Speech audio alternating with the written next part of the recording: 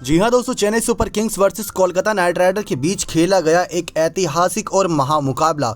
जिस किसी ने भी ये महामुकाबला देखा दोस्तों, वो हमेशा के लिए यादगार बन गया, क्योंकि चेन्नई सुपर किंग्स ने पहले बल्लेबाजी करते हुए 220 रन बनाए। जी हाँ दोस्तों, जब भी 200 का स्कोर पार होता है तब भी एक रोमांचक मुकाबले की उम्मीद होती है, क्योंकि सामने वाली टीम के पास ज़्यादा कुछ ऑप्शन नहीं होता। सिर्फ एक ऑप्शन होता है कि शुरुआत से बल्ला घुमाओ, यानी सभी खिलाड़ियों के पास एक ऐसा लाइसेंस होता है कि जाओ और चौके छक्के मारो।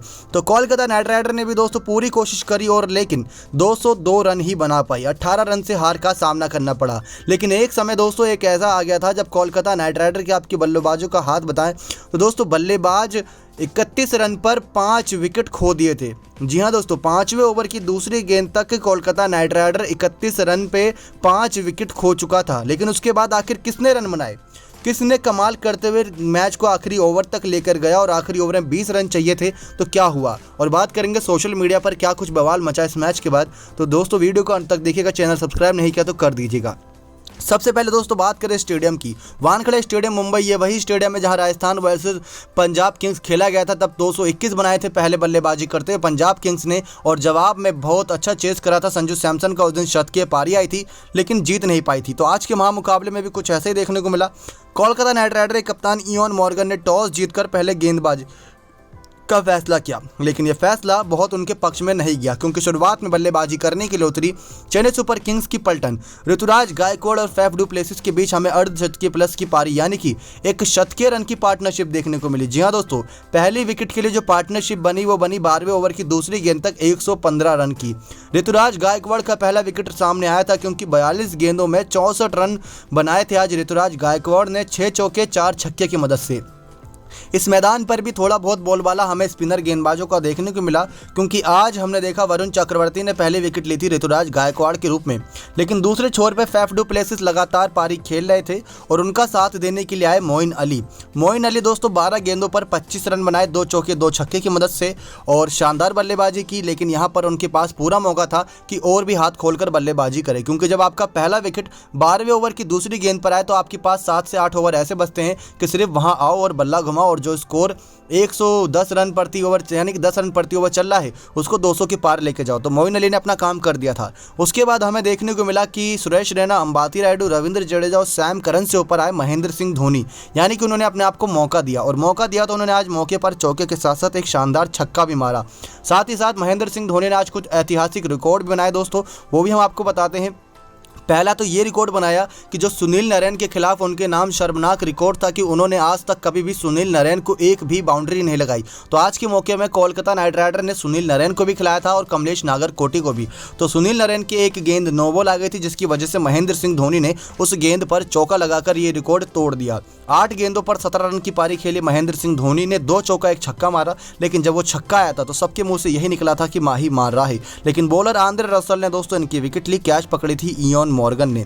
उसके बाद रविंद्र जडेजा आए और एक ही गेंद खेलने को मौका मिला, लेकिन उसके बीच फैफ डू प्लेसिस अपना कमालिया पारी खेल रहे थे, क्योंकि उन्होंने 60 गेंदों पर 95 रन बनाए, 9 चौके 4 छक्के की मदद से। आखिरी ओवर में उनको 3 छक्के चाहिए थे, यानी कि वो 82 रन पर खेल रहे थे। 18 रन चाहिए थे उनकी शतकीय पारी कंप्लीट करने के लिए, और आखिरी ओवर हमने देखा दोस्तों यहाँ पर अच्छा कराया जिसने भी कराया, लेकिन यहाँ फैफ डू प्लेसिस 2 छक्के मार चुके थे। तीसरा छक्का मारने जा रहे थे, 2 गेंद बची थी, लेकिन बल्ले की एज लगते हुए सीधा विकेट कीपर के हाथ में चले गए। तब उन्होंने सिंगल रन दौड़ लिया, और ये नहीं पता था उन्हें कि इसके बाद आखिरी गेंद होगी। उनको लग रहा था कि इसके बाद एक और गेंद बचेगी तो स्ट्राइक चेंज होकर वो अगली गेंद पर छक्का मार के अपनी शतकीय पारी कंप्लीट कर लेंगे। लेकिन उन्होंने टीम का फायदा देखा और 1 रन दौड़ लिया। 1 रन दौड़ने से ये हुआ कि सामने रविंद्र जडेजा आ गए बल्लेबाजी करने के लिए, और उस एक गेंद पर रविंद्र जडेजा ने छक्का लगाकर अपना स्ट्राइक रेट 600 कर लिया और टीम का स्कोर पहुंचा दिया 220, 3 विकेट के नुकसान पर। सबसे घातक गेंदबाजी कोलकाता की तरफ से वरुण चक्रवर्ती ने की और सुनील नारायण ने। 4 ओवर में 27 रन देते हुए 1 विकेट लिए चक्रवर्ती ने, 4 ओवर में 34 रन देते हुए 1 विकेट लिया यहाँ पर सुनील नारायण ने। सुनील नारायण ने इस सीजन का पहला ही मुकाबला खेल रहे हैं और कोलकाता के लिए इससे पहले बहुत सारे मैचेस खेल चुके हैं। अब यहाँ पर 221 चेस करना था, जो अभी तक मुंबई वानखेड़े स्टेडियम पर यह करिश्मा नहीं हुआ, और हाईएस्ट स्कोर भी आज से 7 साल पहले 2014 में कोलकाता नाइट राइडर ने 206 का स्कोर चेस किया था, जो सबसे बड़ा चेस किया था। लेकिन आज 221 चेस करना था, तो उसमें हमें देखने को मिला कि शुरुआती जोड़ी नीतीश राणा और शुभमन गिल की उतरी। लेकिन आप इनका कमाल देखिए दोस्तों कि ये दोनों ही बिल्कुल फ्लॉप साबित हुए, जिनसे उम्मीद की जा सकती थी कि चलिए पावर प्ले के अंदर 50 रन तो मार देते, उसके बाद बाकी बल्लेबाज अपना काम कर देते। पहले ओवर की चौथी गेंद पर शुभमन गिल का 0 रन पर विकेट गिर गया। शुभमन गिल इस सीजन पूरी तरीके से फ्लॉप साबित हुआ ये बल्लेबाज। अगर इस बल्लेबाज का कोई बैकअप ढूंढ रहा है तो जल्द से जल्द कोलकाता नाइट राइडर को इस बल्लेबाज का बैकअप ढूंढ लेना चाहिए, वरना बहुत देर हो जाए, क्योंकि ये बल्लेबाज बिल्कुल भी फॉर्म में नजर नहीं आ रहा इस साल। उसके बाद देखा कि हमने दूसरे ओवर की 5वीं गेंद जब टीम का स्कोर 17 रन था, तब यहाँ पर नीतीश राणा का, जो इस सीजन कोलकाता नाइट राइडर की तरफ से सबसे ज़्यादा रन मारकर बल्लेबाजी कर रहे हैं और उनको इस बार कोलकाता ने प्रमोट कर नंबर 1 पे बल्लेबाजी करने के लिए भेजा, जो कभी 5वें पर आते थे। लेकिन यहाँ पर नीतीश राणा 12 गेंदों पर 9 ही रन बना पाए और बॉलर दीपक चहर दोस्तों पूरी तरीके से हावी दिखे शुरुआती ओपनिंग में। वानखेड़े की स्टेडियम की जो पिच है दोस्तों तेज गेंदबाजों के लिए बिल्कुल ख़राब है, क्योंकि वहाँ उनकी बहुत पिटाई पड़ती है। ये बात सिर्फ हम हवा में नहीं कह रहे, बल्कि आपको जो आंकड़े बताएंगे इसके बाद, वो आंकड़े आपके सामने सब कुछ साफ कर देंगे। क्योंकि दोस्तों हमने देखा कि यहाँ पर दीपक चहर ने शुरुआत में 4 विकेट ली। शुभमन गिल और नीतीश राणा उनके पहले और दूसरे शिकार थे। उसके बाद राहुल त्रिपाठी दोस्तों बल्लेबाजी कर रहे थे, लेकिन उससे पहले कप्तान इयोन मॉर्गन का भी विकेट आया था। कप्तान इयोन मॉर्गन आज का महामुकाबला था दोस्तों। इससे पहले 2 मुकाबले लगातार हारी है कोलकाता नाइट राइडर। उम्मीद थी कि आज तीसरा मुकाबला लगातार नहीं हारेगी, लेकिन कप्तान इयोन मॉर्गन इस साल पूरी तरीके से फ्लॉप साबित हुए। कप्तानी थोड़ी बहुत अच्छी करते हैं, लेकिन इस सीजन तो वो भी नहीं देखने को मिल रही। 7 गेंदों पर 7 ही रन बना पाया था इयोन मॉर्गन, लेकिन दीपक चहर ने इनकी विकेट भी ले ली। 1 चौका आया था सिर्फ इयोन मॉर्गन के बल्ले से। उसके बाद दोस्तों हमने देखा किस प्रकार से यहाँ पर सुनील नरेन को ऊपर बल्लेबाजी करने के लिए भेज दिया था। सुनील नरेन ने आकर 1 चौका तो लगाया, लेकिन 3 ही गेंद खेली थी और दीपक चहर ने ज़्यादा समय इन्हें नहीं दिया और रविंद्र जडेजा ने एक शानदार कैच पकड़ी थी। तो 4 विकेट दोस्तों दीपक चहर के खाते में चली गई। और आप देखिए कि खुद किस प्रकार से चौथे ओवर की छठी गेंद तक सुनील नारायण के रूप में 31 रन पर चौथा विकेट गिर गया था कोलकाता नाइट राइडर का और 202 रन बनाए थे उसके बाद कोलकाता नाइट राइडर ने। आपको बता दें कि इसके बाद राहुल त्रिपाठी आए 5वें शिकार के रूप में। राहुल त्रिपाठी बहुत बच कर बल्लेबाजी कर रहे थे। 9 गेंदों पर 8 रन तो बनाया था 1 चौके की मदद से, लेकिन बॉलर लुंगी अनगिड़ी जो आज डीजे ब्रावो यानी ड्वेन ब्रावो की जगह खेल रहे थे, तो धोनी ने अपना यहाँ पर 150वां कैच पकड़ा। इतिहास में इनका नाम दर्ज हो गया दोस्तों महेंद्र सिंह धोनी का, क्योंकि एकमात्र ऐसे विकेट कीपर हैं जिन्होंने 200 विकेट पीछे झटके हैं। उसमें 110 करीब इन्होंने स्टंप आउट किए हैं, बाकी इन्होंने कैचेस पकड़े हैं, जिसकी वजह से महेंद्र सिंह धोनी आईपीएल में 200 कैचेस और स्टंपिंग आउट करने वाले 150 ये एकमात्र खिलाड़ी बन गए हैं। तो सुनील नारायण के जाने के बाद यहाँ पर 31 रन पर टीम का 5 विकेट गिर गया था 5वें ओवर की दूसरी गेंद तक।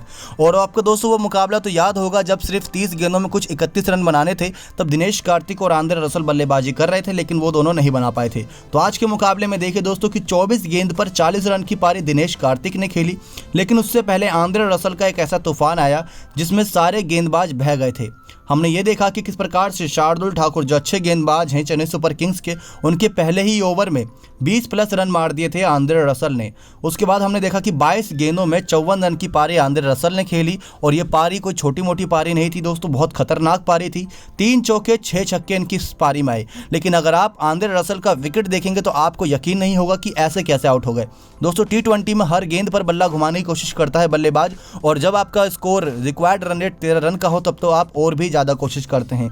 तो आंद्रे रसल दोस्तों हर गेंद पर बल्ला घुमा रहे थे, लेकिन यहाँ पर महेंद्र सिंह धोनी ने पहला ओवर थमाया था सैम करन को। जैसे सैम करन को ओवर थमाया दोस्तों पहले गेंद तो खाली गई और उस पर कोई भी रन नहीं दौड़े आंद्रे रसल, लेकिन दूसरी गेंद सबको हैरान कर गई, क्योंकि वो गेंद लेग स्टंप की तरफ डाली थी। सैम करन ने आंद्रे रसल को लगा कि लेग स्टंप छोड़ते हुए वाइड गेंद हो जाएगी, लेकिन अचानक से वो गेंद जाके लगी विकेट पर और वो देखकर आंद्रे रसल के होश उड़ गए कि ये क्या हो गया, क्योंकि जो आंद्रे रसल मैच जिताने के इरादे से मैदान पर आए थे वो ऐसे आउट होकर जा रहे थे, ये कल्पना किसी ने नहीं की थी।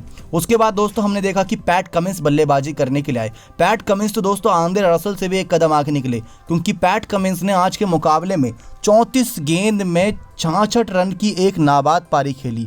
जी हाँ दोस्तों, 34 गेंद में 66 रन की एक नाबाद पारी। आपको बता दें ये एकमात्र बल्लेबाज बचे थे, बाकी टीम पूरी ऑल आउट हो गई थी और आखिरी ओवर में 20 रन चाहिए थे और ये खिलाड़ी बना भी देता जिस प्रकार की बल्लेबाजी कर रहा था, क्योंकि इससे पहले शार्दुल ठाकुर को 3 ओवर में 48 रन पड़ चुके थे। लेकिन दिनेश कार्तिक ने भी 24 गेंदों में 40 रन की पारी खेली 4 चौके 2 छक्के की मदद से। आज के महामुकाबले में 25 से ज़्यादा छक्के लगाए, जो एक ऐसा टूर्नामेंट आईपीएल का बन गया है यह मैच जिसमें हाईएस्ट सिक्सेस लगे हैं एक मैच के दौरान। ये मैच दोस्तों कमज़ोर दिल वालों के लिए तो बिल्कुल भी नहीं था, क्योंकि कभी कोलकाता नाइट राइडर आगे चल रही थी और कभी आगे चल रही थी चेन्नई सुपर किंग्स। लेकिन हमने देखा कि यहाँ पर कोलकाता नाइट राइडर के युवा खिलाड़ी और भारतीय खिलाड़ियों ने पूरी गलती करी।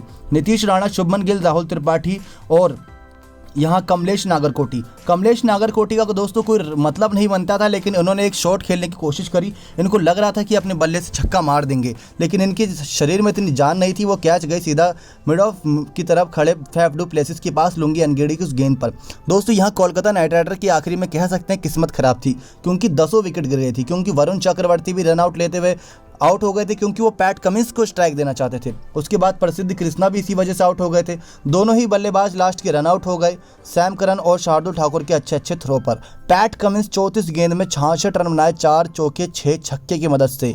दोस्तों ये वो खिलाड़ी है जो पिछले साल सबसे ज़्यादा महंगा में बिका था। 15 करोड़ इस खिलाड़ी की बोली लगी थी। इस साल लगी है क्रिस मॉरिस की 16.5 करोड़, लेकिन पैट कमिंस ने अपने आप को प्रूव कर दिया। लेकिन यहाँ पर प्रूव करने वाली बात भी इतनी कुछ खास नहीं है, क्योंकि जब चेन्नई सुपर किंग्स बल्लेबाजी कर रही थी तो पैट कमिंस ने 24 गेंदों पर 58 रन दिए थे। दोस्तों 4 ओवर में 58 रन दिए थे, और यहाँ पर इन्होंने 34 गेंद में 66 रन मार दिए। यानी कि एक ऐसे बल्लेबाज बन गए हैं जिन्होंने गेंदबाजी करते वक्त जितने रन दिए उससे ज़्यादा इन्होंने बल्लेबाजी करते वक्त बना लिए। दीपक चहर की जितनी तारीफ करें कम है। 4 ओवर में 29 रन देते हुए 4 विकेट झटके। सैम करन ने 4 ओवर में 58 रन दिए, क्योंकि दोस्तों पैट कमिंस ने इनके 1 ओवर में 4 छक्के लगाए थे। 3 छक्के लगातार लगाए थे, उसके बाद एक गेंद पे चौका लगाते फिर छक्का लगाया था। उस पूरे ओवर में टोटल 30 रन आए थे, जिसकी वजह से सैम करन ने 4 ओवर में 58 रन दिया, 1 विकेट लिया। लेकिन जो 1 विकेट दोस्तों यहाँ दिख रहा है सैम करन के खाते में, अगर वो नहीं लेते तो इनकी जगह 58 की जगह यहाँ पर हम 50-60 भी देख सकते थे। लुंगी अनगीडी दोस्तों आज किफायती साबित हुए। 4 ओवर में 28 रन देते हुए 3 विकेट झटके। रविंद्र जडेजा 4 ओवर में 33 रन दिए। शार्दुल ठाकुर तीसरे ओवर की पहली गेंद तक 48 रन। मोइन अली को आज गेंद नहीं थमाई गई, और 5 ही गेंदबाजों के सहारे महेंद्र सिंह धोनी ने मैच में जीत हासिल करने की कोशिश की।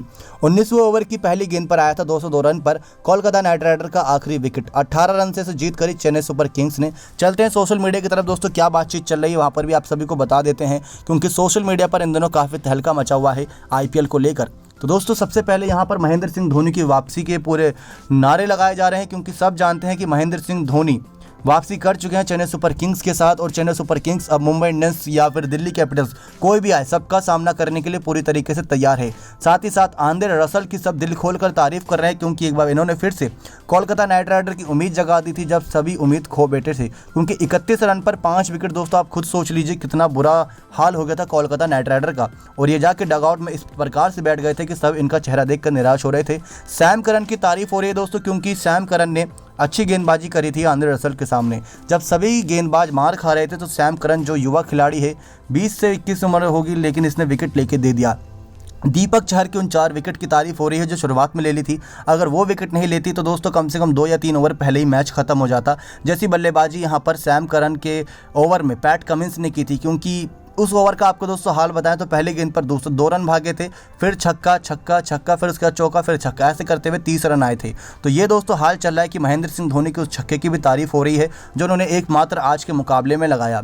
साथ ही साथ महेंद्र सिंह धोनी के नाम 150 विकेट से ज़्यादा जो स्टंप के पीछे लेते हैं वो रिकॉर्ड दर्ज हो गया 111, जिसमें कैच है और स्टंपिंग है 39। तो ये दोस्तों हाल चल रहा है सोशल मीडिया पर। आपको पूरी जानकारी दे दी Chennai Super Kings versus Kolkata Knight Rider के महामुकाबले में।